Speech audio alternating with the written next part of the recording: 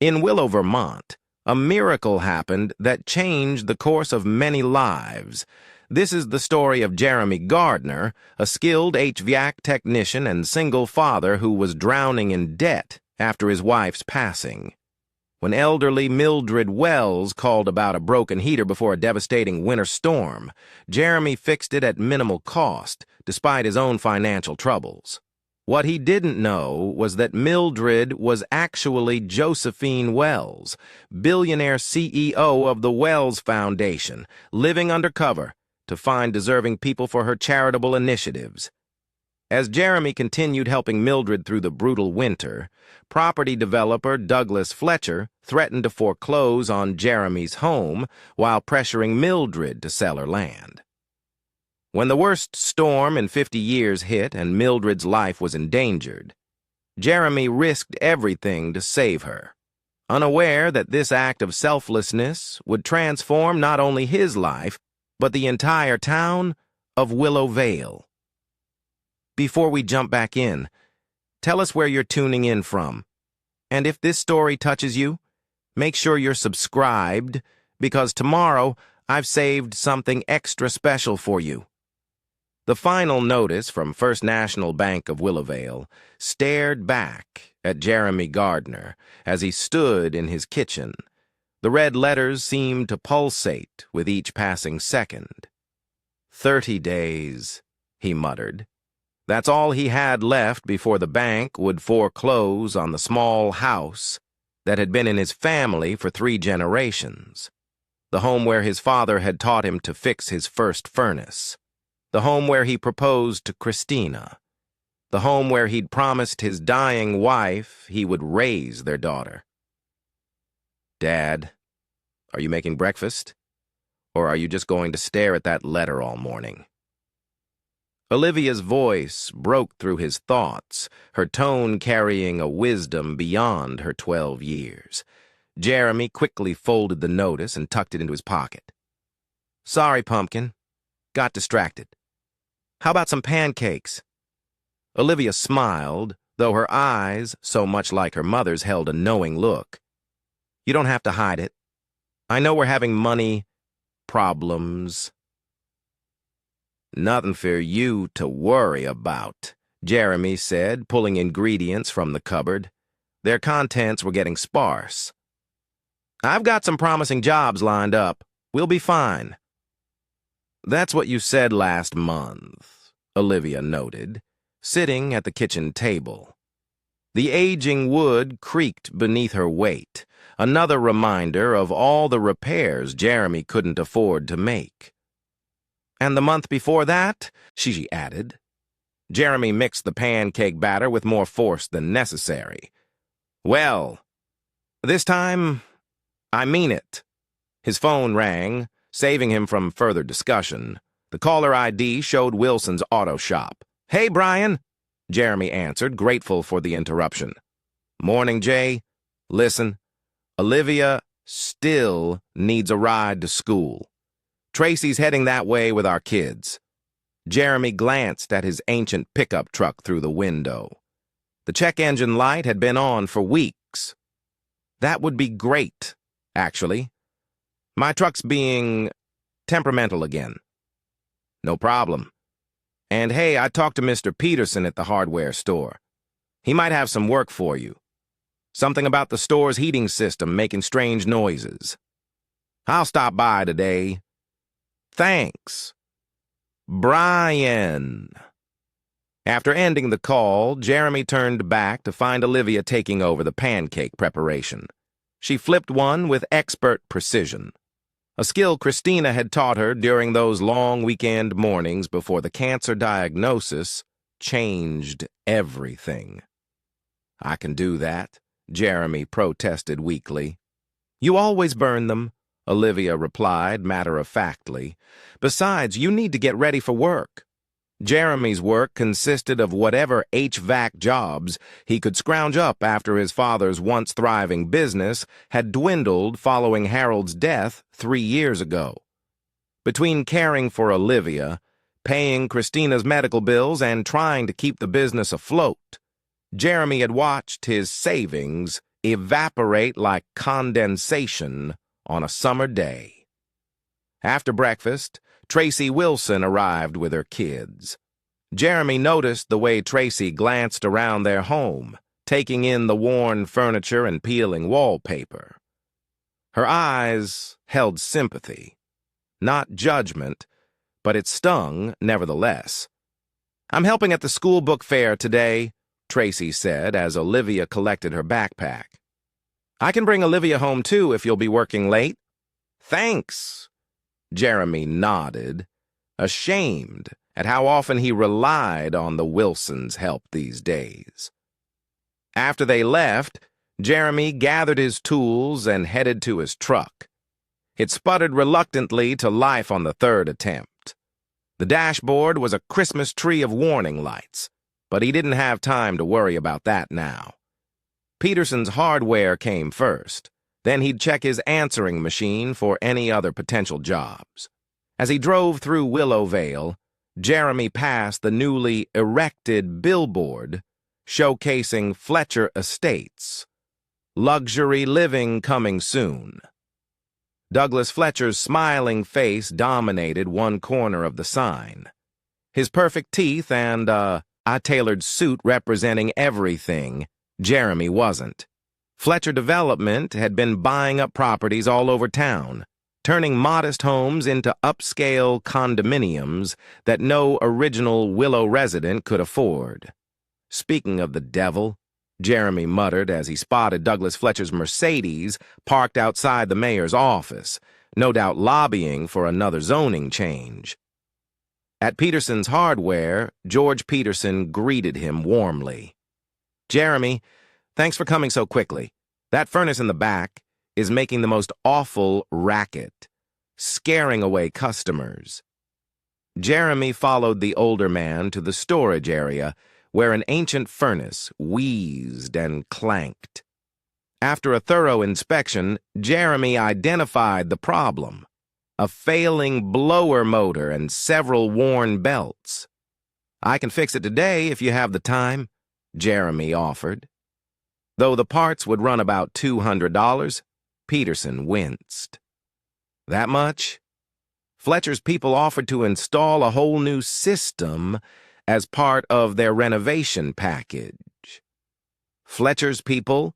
Jeremy asked, his stomach sinking. "Yeah.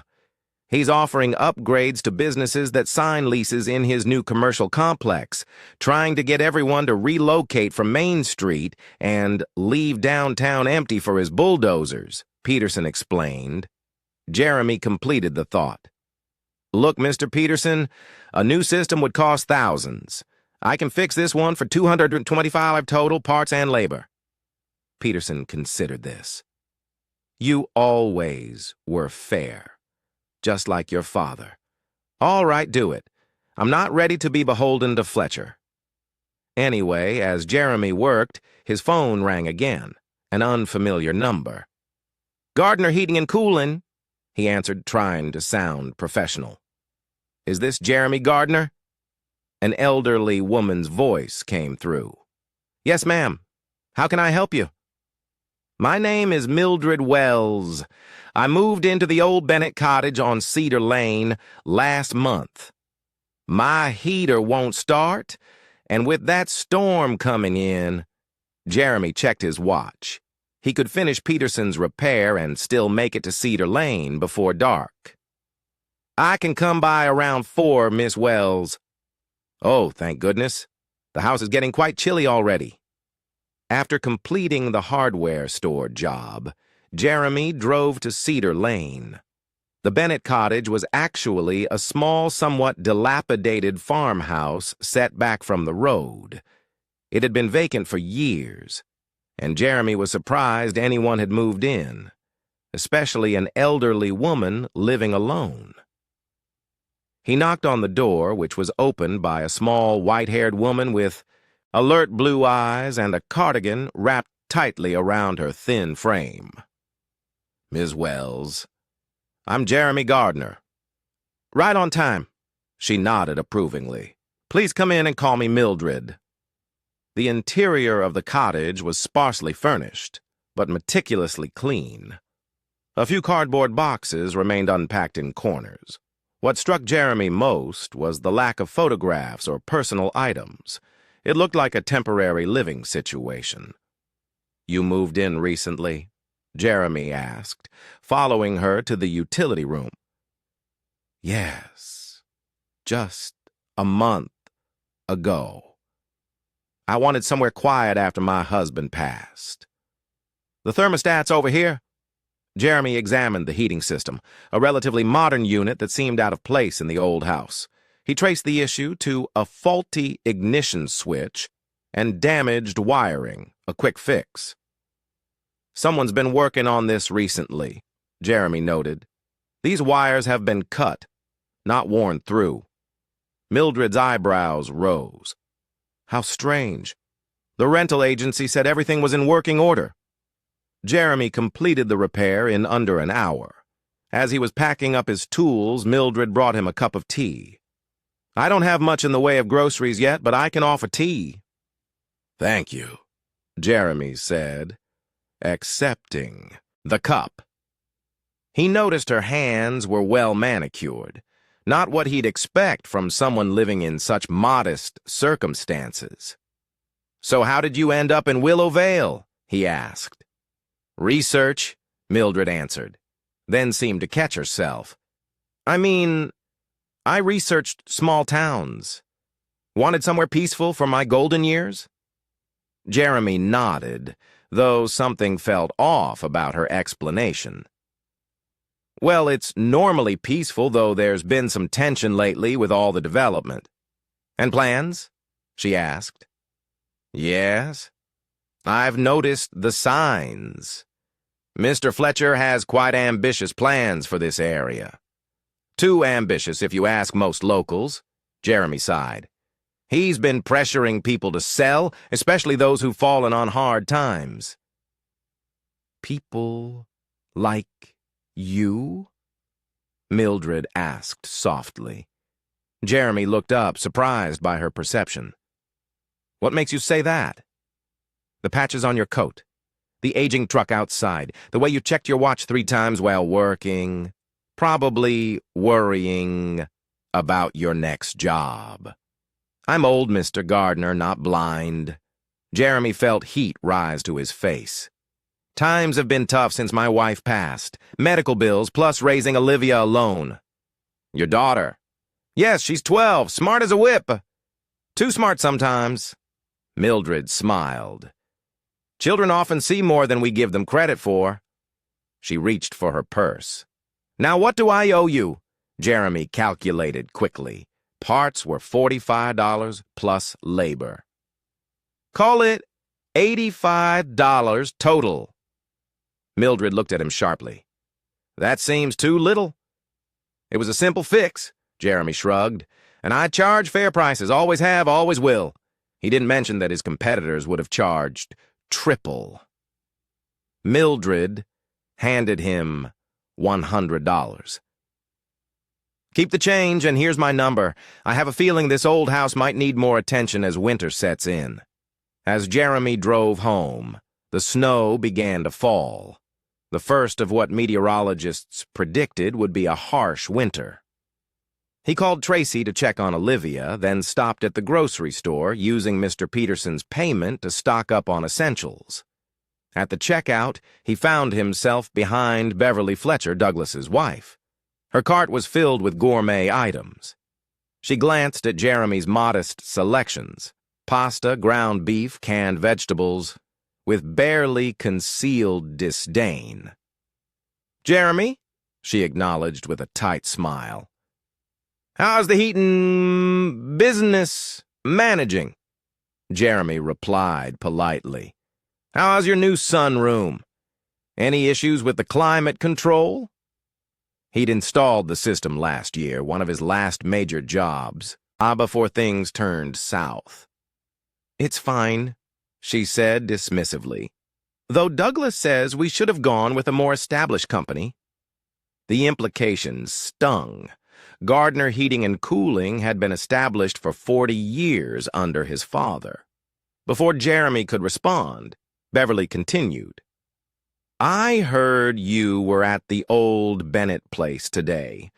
Curious choice for that Wells woman to rent, don't you think? The whole area is slated for redevelopment. Jeremy's interest peaked. Redevelopment? But that's residential zoning.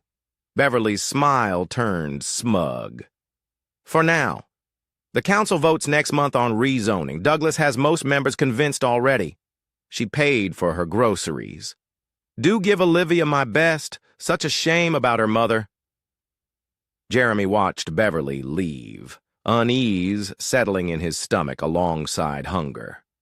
If Fletcher's rezoning plan passed, dozens of modest homes would be vulnerable, including the Bennett cottage, and Mildred Wells would be out of a home she just moved into. If Fletcher had his way, Jeremy's own home wouldn't be far behind. At home, Jeremy found Olivia working on homework at the kitchen table. She looked up as he entered, her eyes immediately searching his expression. "Any luck today?" she asked. "Fixed Mr. Peterson's furnace," he answered, unpacking the groceries. "And got a new client on Cedar Lane. Not a bad day." Olivia's shoulders relaxed slightly. "That's good. Mrs. Wilson said I could stay for dinner, but I told her you'd probably want to cook." Jeremy felt a rush of both gratitude and guilt. His daughter was protecting his pride even as the Wilsons tried to help. "Smart thinking," he said. "I bought ingredients for spaghetti." As they prepared dinner together, Jeremy found himself thinking about Mildred Wells and her sparse cottage. Something about the elderly woman nagged at him. Her speech was educated, her mannerisms refined, yet she'd rented one of the most run-down properties in Willow Vale. "Dad," Olivia interrupted his thoughts, "is it true they're going to build fancy houses where the park is?" Jeremy stirred the sauce. "Who told you that?" "Kyle Fletcher. He was bragging about it at school. Said his dad is going to make Willow Vale worth living in finally." The casual cruelty of children often reflected their parents' private conversations. Jeremy thought bitterly. "Mr. Fletcher has plans," Jeremy admitted, "but they haven't been approved yet." "What happens if they build where people already live?" Jeremy looked at his daughter, seeing the real question in her eyes. "What happens to us?" "We'll be fine," he promised, hoping it wasn't a lie. "The Gardners have been in this house since your grandfather built it. We're not going anywhere." Later that night, after Olivia had gone to bed, Jeremy sat at the kitchen table with bills spread before him. The bank notice demanded his attention, as did the final medical bill collection notice. Even with today's income, he was still short on this month's mortgage payment. His phone rang unexpectedly. "Mildred Wells," a voice said. "Mr. Gardner, I apologize for calling so late, but the heater is making a strange noise again. I wouldn't bother you, but the temperature is dropping quickly." Jeremy glanced at the wall thermometer, already below freezing, and the storm was just beginning. "I'll come right over," he said, already reaching for his coat. Outside, the snow was falling harder, transforming Willow Vale into a treacherous winter landscape.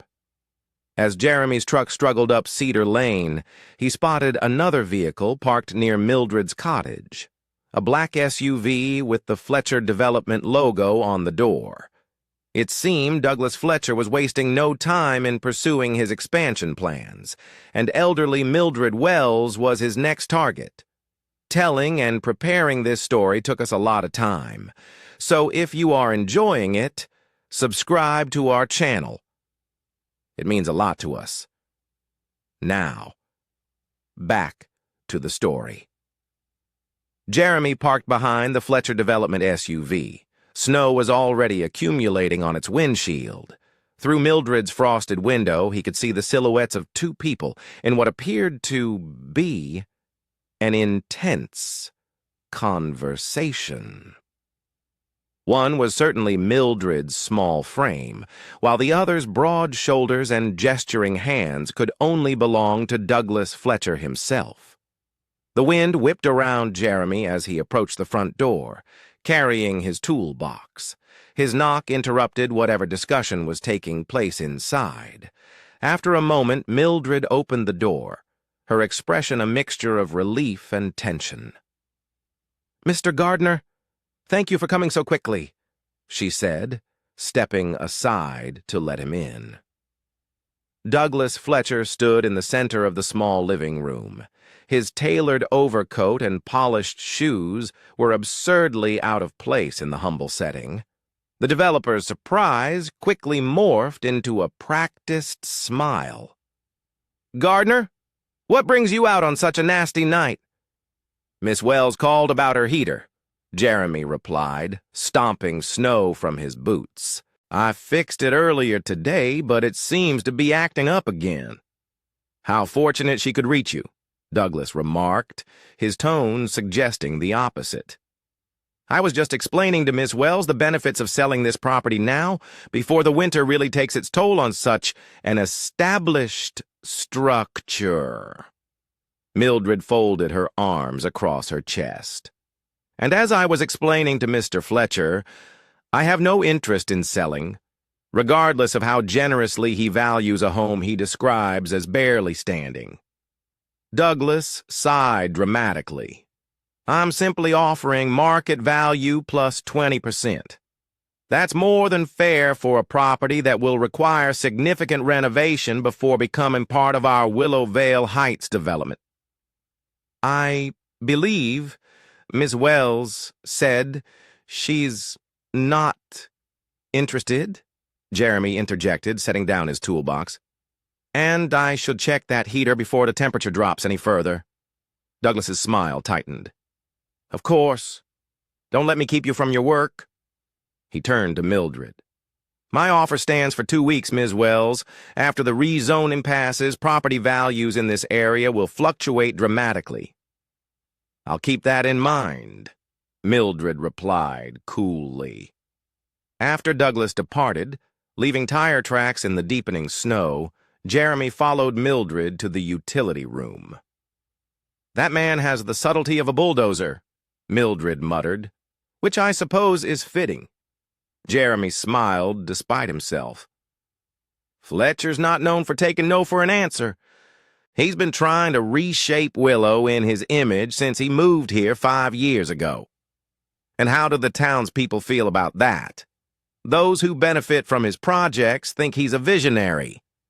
The rest of us—" Jeremy trailed off, bending to inspect the heater. "That's strange." "What is it?"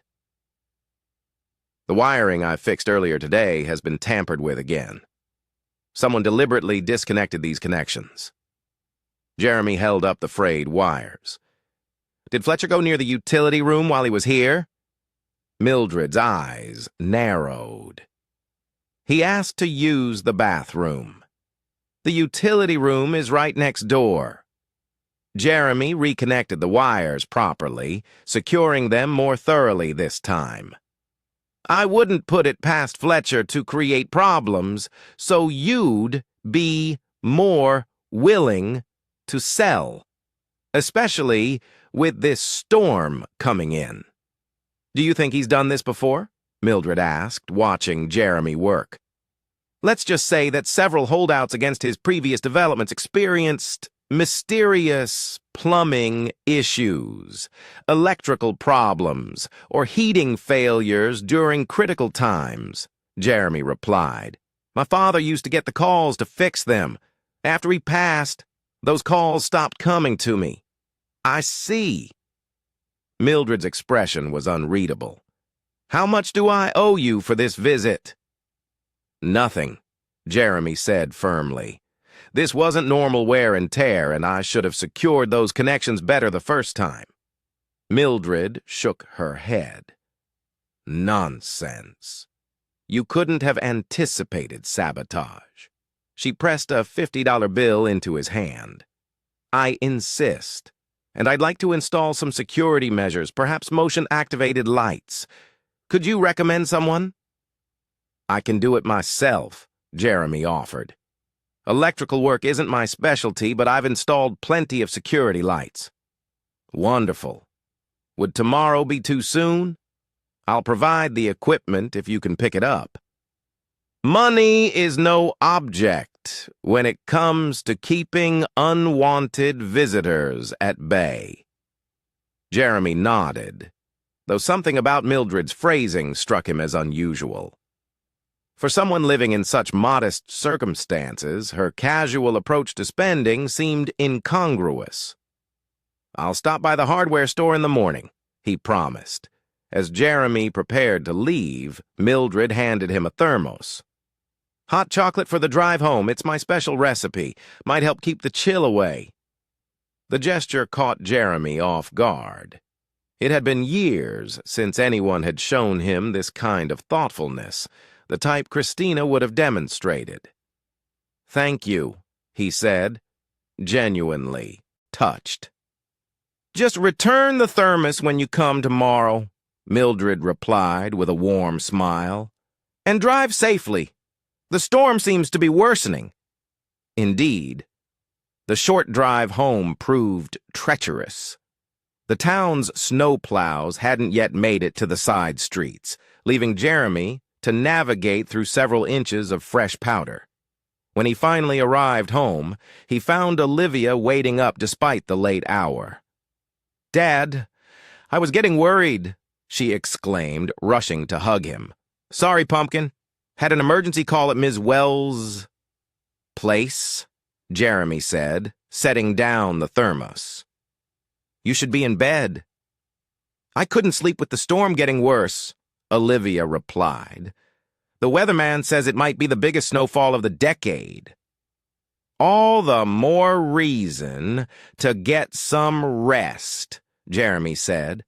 "No school tomorrow if that's the case." Olivia eyed the thermos curiously. "What's that?"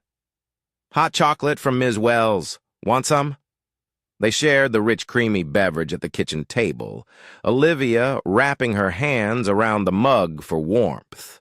Their aging heating system was working overtime, but struggling to keep up with the plummeting temperatures.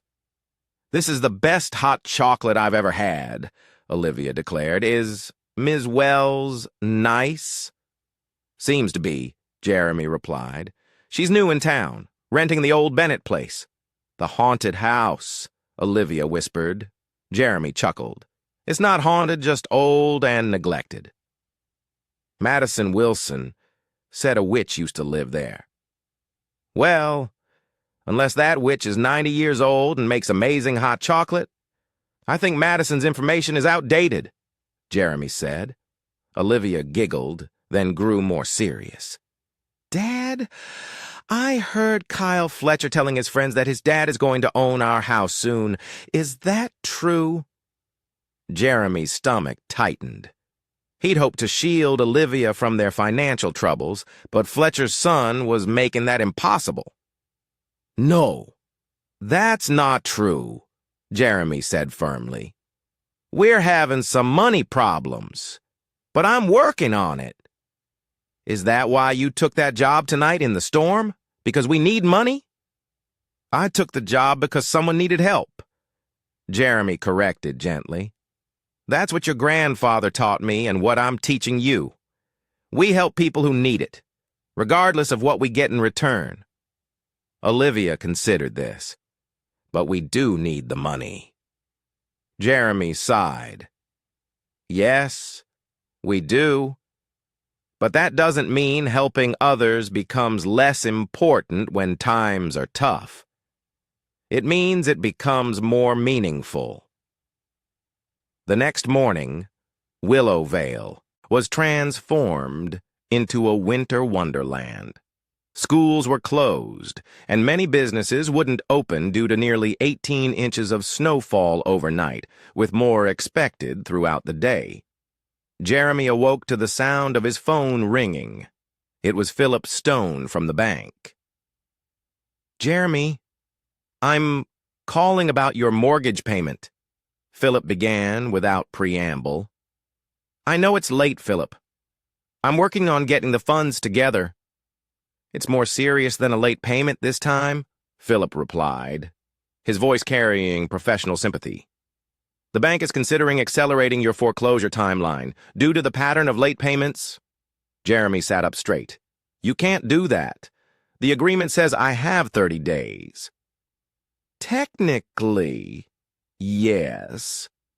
But there's a clause about consistent delinquency. Look, Jeremy, I'm trying to help you here. There's a bank meeting tomorrow and your case is on the agenda. If you could make even a partial payment today, it would strengthen your position. After hanging up, Jeremy stared at the ceiling. He needed to find work today despite the storm. Pulling on his warmest clothes, he shoveled the driveway, then called Brian. Roads are a nightmare, Brian warned. Town's basically shut down. I need to work today, Brian. Any leads? Actually, yeah. Mrs. Hudson called the shop looking for you. Pipe burst at the community center.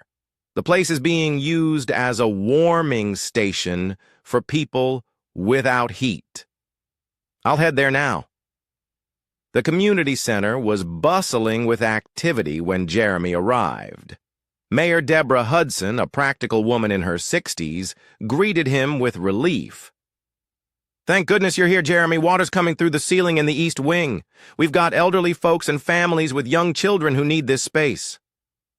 Jeremy followed her to the affected area where water dripped steadily from a ceiling panel.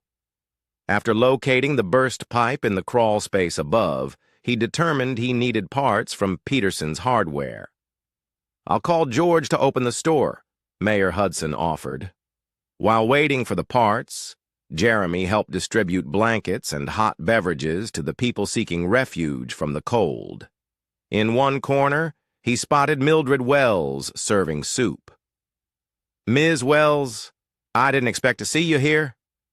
Mildred looked up, seemingly unsurprised by his presence. I walked over when I heard the center needed volunteers. Figured I should contribute somehow. You walked in this weather. That's over a mile from your place. I'm old, Mr. Gardner. Not infirm, she replied with a twinkle in her eye. Besides, I grew up in Minnesota. This is merely a dusting by those standards. Jeremy couldn't help but smile at her spirit. I was planning to come install those security lights today, but I've got to fix a burst pipe here first. No rush, Mildred said. I've discovered the neighborly spirit of Willow Vale is better protection than any security system. She nodded toward the families, huddled together, though some neighbors seemed to be struggling more than others. Jeremy followed her gaze to a young mother, trying to quiet a fussing infant, while her two older children sat wrapped in donated blankets. That's Lisa Murphy, Jeremy explained quietly. Her husband was laid off when the mill closed last year. They've been living with her parents, but their heating system can't handle the load during extreme weather. Mildred's expression softened. And the elderly gentleman by the window? Victor Thompson, retired school teacher. His pension barely covers his medications, let alone home repairs. You know everyone's story, Mildred observed. Small town, Jeremy shrugged. My father taught me that understanding people's circumstances helps provide better service. Can't fix what you don't understand. A wise philosophy that extends beyond heating systems, Mildred said. Their conversation was interrupted by George Peterson arriving with the needed plumbing parts. As Jeremy prepared to tackle the repair, he noticed Douglas Fletcher entering the community center, accompanied by a photographer from the local newspaper. Mayor Hudson, Fletcher called out jovially, Fletcher Development would like to contribute to the emergency efforts. He handed over a check with much ceremony while the photographer snapped pictures. "Thank you, Douglas," Mayor Hudson said, accepting the donation. "Every bit helps during these difficult times." Fletcher surveyed the room with what appeared to be genuine concern, though Jeremy couldn't help but notice how his gaze lingered on those residents whose properties featured prominently in his development plans. If only the town had more modern infrastructure, Fletcher lamented loudly enough for nearby ears. My proposed development would include state-of-the-art utilities designed to withstand extreme weather events. Mayor Hudson's smile tightened. Yes. Well, Willowvale has weathered many storms before, Douglas. We'll get through this one, too. As Fletcher continued his impromptu press conference, Jeremy focused on the pipe repair. He was deep in the crawl space when he heard Fletcher's voice directly below. "Ms. Wells, what a surprise finding you here. I hope you've reconsidered my offer." Fletcher's tone was friendly, yet persistent. "My position remains unchanged, Mr. Fletcher," Mildred replied firmly. "Though I must say, your timing for these discussions shows remarkable opportunism." "I prefer to think of it as efficiency," Fletcher countered smoothly. "Speaking of which, I noticed Gardner working on your heating system last night. Such an old house requires constant maintenance. Wouldn't you prefer a modern home with reliable systems, one of our luxury condominiums, perhaps?" "I find character more appealing than convenient, Mr. Fletcher," Mildred replied. "And I value repairmen who arrive when called, rather than creating the need for their services."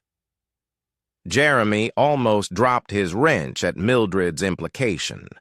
From his vantage point, he couldn't see Fletcher's reaction, but the sudden silence spoke volumes. "That's a serious accusation, Ms. Wells," Fletcher finally said, his voice lowered. "Not an accusation at all," Mildred replied lightly. "Merely an observation about the importance of reliable service providers. Now, if you'll excuse me, there are people who need hot soup more than I need another sales pitch." By the time Jeremy descended from the crawl space, Fletcher had moved on to charm other community members, though his expression had lost some of its confidence. Mildred caught Jeremy's eye and gave him a subtle wink before returning to her volunteer duties. After completing the repair, Jeremy approached Mayor Hudson about payment. "The town's emergency fund is stretched thin, Jeremy," she admitted, "but we need your services now more than ever. Would you consider accepting a partial payment now with the remainder next week?" Under normal circumstances, Jeremy would have agreed without hesitation. But with the bank meeting tomorrow, he needed every dollar he could get. Before he could respond, Mildred appeared beside him. "Perhaps I could be of assistance. I'd like to donate to the emergency fund, specifically to cover essential services." She wrote a check and handed it to Mayor Hudson. "This should cover Mr. Gardner's fees and perhaps help a few others as well." Mayor Hudson's eyes widened at the amount. "This is extremely generous, Miss Wells." "I believe in supporting communities that support each other," Mildred said simply. With the community center repair complete and payment secured, Jeremy headed to Peterson's Hardware to purchase the security lights for Mildred's cottage. To his surprise, he found the store unusually busy despite the storm. "What's going on, George?" he asked as he selected the equipment. "Fletcher's people have been spreading rumors that the rezoning is a done deal," George explained grimly. "Folks are stocking up on supplies to make emergency repairs before property assessments." "The vote isn't for another month," Jeremy pointed out. "Tell that to Fletcher. He's already got contractors measuring lots in the affected neighborhoods." Outside the hardware store, Jeremy encountered Philip Stone clearing snow from his car. "Jeremy, just the man I wanted to see," Philip said. The banker's expression was grim. "What's wrong?" Jeremy asked, loading the security lights into his truck. "Fletcher came to the bank this morning. He's offering to buy your mortgage debt." Jeremy froze. "He can do that?" The bank doesn't typically sell individual mortgages, but Fletcher made a compelling case about consolidating properties in his development area. Philip lowered his voice. "I shouldn't be telling you this, but he specifically asked about your loan status. I think he's targeting holdouts, Jeremy." "My house isn't even in his development zone," Jeremy protested. "Not the current zone. No, but the proposed expansion that's up for vote next month. Your street is phase 2 of the plan." The realization hit Jeremy like a physical blow. Fletcher wasn't just after Mildred's property. He wanted the entire neighborhood, including the house that had been in the Gardner family for generations. As Jeremy drove through the snow-covered streets toward Mildred's cottage, his mind raced with implications. If Fletcher acquired his mortgage and the rezoning passed, Jeremy could lose his home even sooner than he feared. He was so distracted that he almost missed the black SUV parked a block from Mildred's cottage. The Fletcher Development logo was partially obscured by snow, but unmistakable. Two men sat inside, watching the house. Instead of pulling into Mildred's driveway, Jeremy drove past and parked around the corner. Approaching on foot, he circled behind the neighboring properties until he reached Mildred's backyard. What he saw there made his blood run cold. A third man in a Fletcher Development jacket was at Mildred's back door attempting to force the lock.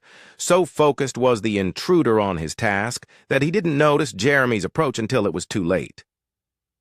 "What the hell do you think you're doing?" Jeremy demanded.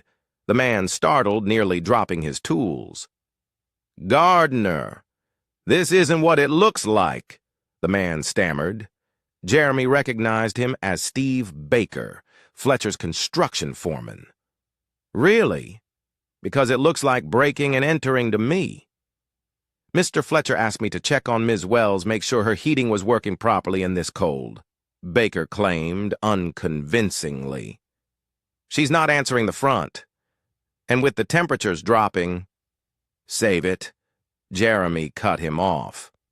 "Ms. Wells is at the community center volunteering, and we both know Fletcher doesn't care about her well-being." Baker straightened, abandoning the pretense. "Look, I'm just doing my job. Fletcher wants this property, and he's getting impatient with the old lady's stubbornness. So he sent you to... what? Sabotage her home again? Or just frighten her into selling?"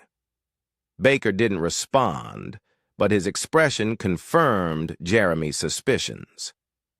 "Get out of here," Jeremy ordered, "and tell Fletcher that if I catch any of his people near Ms. Wells's property again, I'm going straight to the sheriff."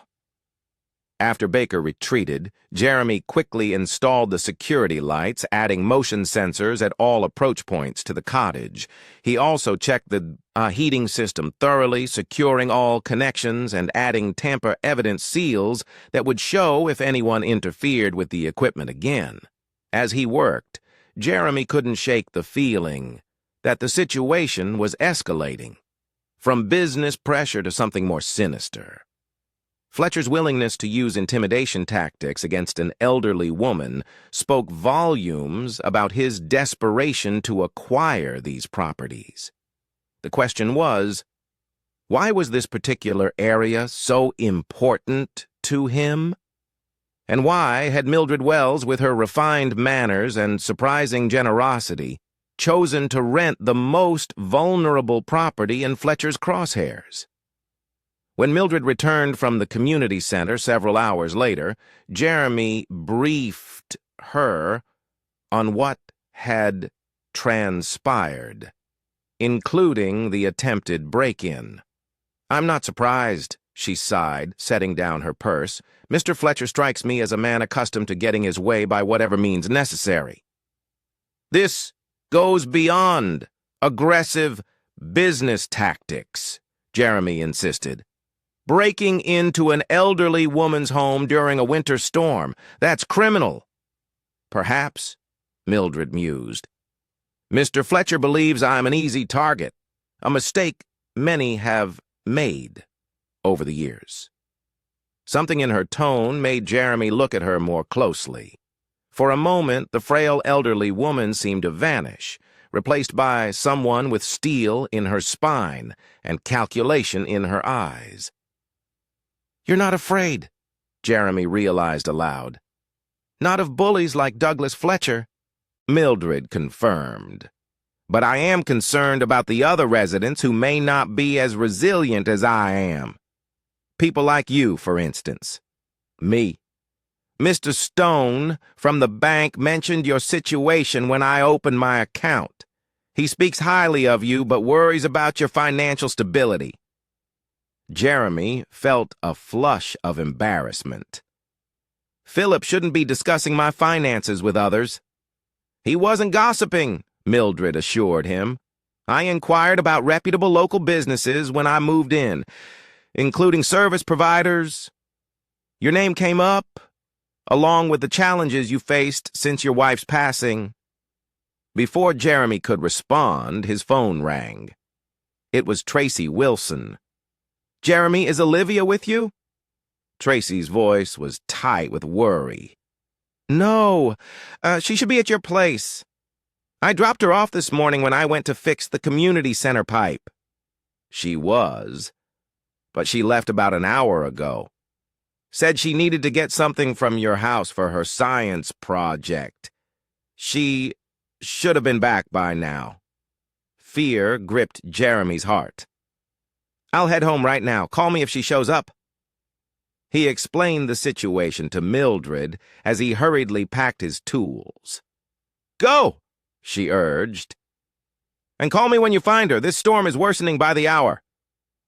As Jeremy rushed to his truck, the wind howled around him, driving the snow horizontally across his path. The temperature had dropped further, and darkness was setting in early under the heavy cloud cover.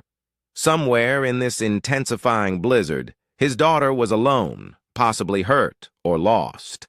And with nightfall, the already dangerous situation was becoming potentially deadly.